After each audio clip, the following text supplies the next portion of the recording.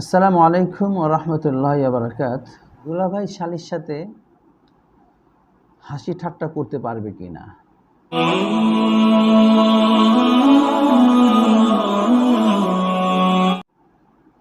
এর উত্তর হলো হাসি ঠাট্টা একজন পরনারীর সাথে এটা অনুমতি শরীয়ত দেয় না।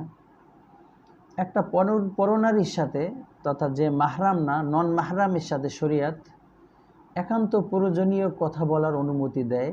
তাও মহিলা তখন কথা বলতে হবে কর্কশ স্বরে এবং আকর্ষণীয় ভঙ্গিতে এবং প্রয়োজনের মধ্যে সীমাবদ্ধ থেকে। তো শালী যেহেতু একজন দুলাভাইয়ের জন্য নন মাহরাম, তাই তার সাথে হাসি ঠাট্টা মজাক করার কোনো অবকাশ শরীয়তে দেয়নি এবং এটা হারাম কাজ। একান্ত ঠেকায় পর্দার আড়াল থেকে তার প্রয়োজনীয় কথা বলা বা শোনা যেতে পারে।